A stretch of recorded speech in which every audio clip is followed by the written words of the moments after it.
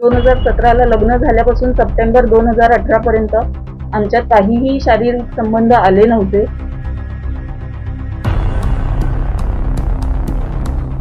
राऊत कुटुंबातील वाद, गिरिजाचे गंभीर आरोप आणि गीतेश बाबतचा मोठा दावा. राजकारणात अनेक वाद पाहिले, सत्तेचे संघर्षही पाहिले, विरोधकांचा आरोप प्रत्यारोप सुद्धा पाहिले. पण जेव्हा एखाद्या मोठ्या राजकीय नेत्याच्या घरातील कौटुंबिक वाद थेट न्यायालय आणि पोलीस ठाण्यापर्यंत पोहोचतो, तेव्हा तो फक्त कौटुंबिक विषय राहत नाही, तर तो चर्चेचा विषय बनतो. आज आपण याच विषयी बोलणार आहोत. नमस्कार, तुम्ही पाहताय सत्य भिडू. जर तुम्ही आमच्या चॅनलला नवीन असाल आणि असेच ताजे, दमदार आणि विश्वासार्ह बातम्यांचे व्हिडिओ पाहण्यासाठी आमच्या सत्य भिडू युट्यूब चॅनलला सबस्क्राईब करा आणि बेल आयकन नक्की दाबा. जर तुम्ही हा व्हिडिओ इंस्टाग्रामवर पाहत असाल तर आमच्या पेजला फॉलो करायला विसरू नका. ठाकरे गटाचे ज्येष्ठ नेते आणि माजी खासदार विनायक राऊत यांच्या कुटुंबातील वादाबद्दल आता बोलूयात, ज्यात त्यांच्या सून गिरीजा राऊत यांनी अत्यंत गंभीर आरोप केले.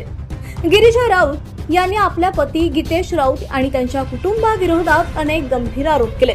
त्यामध्ये सर्वात चर्चेचा मुद्दा म्हणजे गीतेशमध्ये पुरुषत्वच नव्हतं असा त्यांनी केलेला दावा. याशिवाय लग्नानंतर मानसिक छळ, अंधश्रद्धेच्या नावाखाली विविध प्रकार, आर्थिक आणि कौटुंबिक दबाव असे अनेक आरोप त्यांनी केले. हे आरोप सध्या राज्यभर चर्चेचा विषय ठरत आहे. गिरीजा राऊत यांच्या म्हणण्यानुसार अपत्य प्राप्तीसाठी विविध धार्मिक विधी करण्यास भाग पडण्यात आलं. केस कापणं, गोमूत्र पिण्यास सांगणं, वेगवेगळ्या पूजा करणं अशा प्रकारांना सामोरं जावं लागल्याचा आरोप त्यांनी केलाय. तसंच मानसिक त्रास, अपमान, दबाव यामुळे आपलं आयुष्य उद्ध्वस्त झाल्याचा सुद्धा त्यांनी दावा केलाय. दरम्यान विनायक राऊत आणि त्यांच्या कुटुंबाने हे सर्व आरोप फेटाळले आहेत. हे आरोप खोटे असून आपली बदनामी करण्यासाठी हे सर्व केलं जात असल्याचा त्यांचा दावा आहे. म्हणूनच एका बाजूला गंभीर आरोप तर दुसऱ्या बाजूला त्यांचा ठाम इन्कार अशी परिस्थिती निर्माण झाली आहे. या प्रकरणात सत्य नेमकं काय आहे हे न्यायालयीन प्रक्रिया आणि तपासानंतर स्पष्ट होईलच.